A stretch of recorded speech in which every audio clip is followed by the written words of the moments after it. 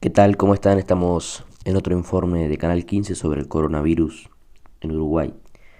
Ayer se realizaron 907 test, de los cuales 9 fueron positivos, esos son 3 casos nuevos, totalizando en 749 los casos de COVID-19 en nuestro país. De este total, 20 fallecieron, 135 están cursando la enfermedad y 594 se recuperaron. El presidente Lacalle Pou informó que el regreso a clases será voluntario al menos mientras dure la emergencia sanitaria. Yo me imagino en este momento en miles de hogares de uruguayos, padres que tienen una enorme duda en esa dicotomía aparente hoy entre lo sanitario y lo educativo. Y por eso nosotros hemos decidido que sea voluntario, por lo menos mientras que dure la emergencia sanitaria. Si no, de nuestro punto de vista sería un contrasentido. Este paso lo damos porque estamos convencidos de que el riesgo es mínimo. Si no, no lo daríamos. El regreso a clases será voluntario, pero también será gradual. Tendrá 3 etapas, una el 1 de junio, otra el 15 y una última etapa el 29. Así daba los detalles el presidente de la ANEP, Robert Silva. Las etapas, como decía el señor presidente, son 3 etapas. La primera etapa, que comienza el 1 de junio, extiende el reinicio de la educación rural presencial a todo el país. Ustedes recordarán que nos faltaban las escuelas rurales del departamento de Canelones y a su vez incluye la educación media rural de todo el país. Se reabren las escuelas que atienden a aquellos estudiantes de mayor vulnerabilidad, se habilita la apertura y quiero dejar una cosa bien en clara que también lo hablamos con el presidente, con el ministro. En la medida que la ANEP es autónoma, nosotros queremos trabajar fuertemente en la contextualización de la solución de los problemas y por lo tanto vamos a empoderar a partir de orientaciones y de acompañamientos de las inspecciones y de los consejos a que las comunidades resuelvan estas aperturas y las hagan posible en función de su propio contexto y de la realidad que tienen. Con foco en la vulnerabilidad, como decía usted, educativa y social, el 1 de junio, que era en la fecha que estábamos, se abren o se habilita la apertura de las escuelas Aprender y de tiempo completo, excepto en Montevideo y en el área metropolitana, que se identifica ahí en función de lo que el SINAE y también lo conversamos con el director de la UPP nos ha comunicado. Se habilita el 1 de junio la apertura de escuelas de educación especial en todo el país, que eso también ha sido un fuerte reclamo. Pero aquí se le dice a la autoridad educativa que irá estableciendo esa apertura en función de la realidad, de las particularidades propias de ese nivel educativo y de esas escuelas, que son 81 en todo el país y atienden a más de 5.700 niños.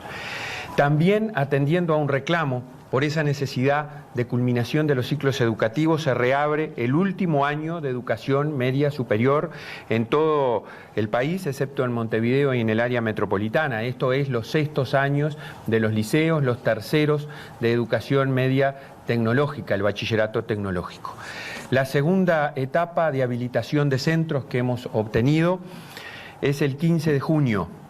Se habilita la apertura de los centros de primera infancia, de educación inicial en todo el país. Esto incluye los centros CAIF, los de inicial de la Administración de la Educación Pública, públicos y habilitados, y los centros privados de primera infancia que autoriza el Ministerio de Educación y Cultura. También aquí, obviamente, atendiendo a las particularidades de ese nivel educativo, la estructura de la educación, las autoridades educativas, quienes tenemos responsabilidad, iremos tomando las medidas correspondientes de apertura.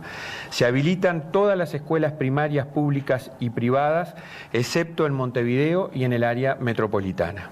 Se habilitan todos los liceos públicos y privados y la formación técnica, tanto de nivel medio como terciario, excepto Montevideo y el área metropolitana.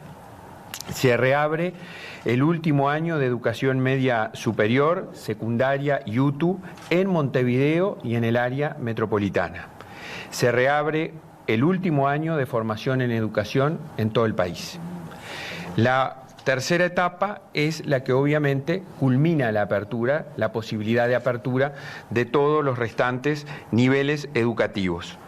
En educación primaria, en educación secundaria y en educación técnica. Queremos decir, finalmente, que en lo que hace a la educación, en formación en educación, el Consejo ha entendido y ha puesto la necesidad de continuar con la educación semipresencial hasta finalizar el primer semestre, y es una cuestión que aquí se refleja porque no está prevista la presencialidad.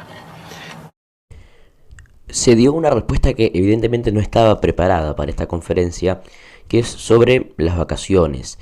El presidente informó, según lo que le dijo en ese momento el ministro de Educación y Cultura, que habrá una semana de vacaciones en julio que empezaría el día 7. Ahí perdí. Seguramente hayan unos días de vacaciones, entre comillas, le vamos a llamar, entre otras cosas porque hay exámenes, porque hay muchas cosas. Entonces, en estos tiempos que vienen, no sé si ya está definida, por lo menos hasta julio. 7 de julio en principio. En principio, me acota el ministro de Educación el 7 de julio, por una semana, ¿verdad? En principio. En principio, por una semana. Aunque no en un tono de algo que esté muy definido, el presidente de la ANEP, Robert Silva, informó que las jornadas no podrán ser de más de 4 horas y que se tendrá que alternar el ingreso y la presencialidad debido a las distancias que hay que mantener. Aquí hemos establecido, y si así se ha puesto en este documento, que las jornadas no pueden ser superiores a 4 horas. Habrá que estudiar la modalidad de cada centro educativo. Tenemos centros educativos de tiempo completo, tiempo extendido, comunes de 4 horas. Tenemos que alternar el ingreso a los centros educativos. Tenemos que alternar la presencialidad según los grados, porque tenemos que mantener distancias mínimas entre nuestros estudiantes, y eso nos va a llevar a dividir los grupos, y justamente habrá que establecer un cronograma que acá se dice que será la ANEP, en acuerdo con los centros educativos o los propios centros educativos, que establecidos esos lineamientos generales que yo decía en cuanto a asistencia semanal presencial según el nivel de que se trate, establecerán cómo concurrirán, cuántas veces a la semana, si esas veces son secuenciadas lunes y martes seguidas, como están pidiendo algún nivel educativo, o si son separadas, por ejemplo los lunes y los jueves, o los martes y los viernes. Habrá que irlo estableciendo. Lo que sí nos parece que es fundamental es el respeto de esas cuestiones. El presidente de la calle Pou también informó que el 25 de mayo podrán regresar los docentes y la dirección a los centros educativos. Si hay algo que este gobierno no está dispuesto a bajar las exigencias de la educación, porque es pan para hoy y hambre para mañana. Nos quejamos durante mucho tiempo cuando alguna autoridad de alguna manera pedía bajar el nivel educativo. Al revés, en nuestra meta y en nuestra mira está elevar los niveles educativos. Sin perjuicio de lo cual, y corregime Robert si me equivoco, el 25 de mayo pueden volver las direcciones y los docentes a los centros educativos. Van a volver antes los docentes, la dirección al centro educativo, que obviamente va a tener un cuidado, una limpieza, desinfección del centro, de las aulas, pero también va a tener la posibilidad de revisar en las plataformas, de revisar con las maestras comunitarias donde las haya, qué chiquilines han estado y qué no. Es más, del 25 de mayo al 1 de junio o al 15 o al 29 pueden convocar algunos alumnos para que se acerquen, para ver si aprendieron, si no aprendieron, para ese contacto más cercano, el que quedó más alejado.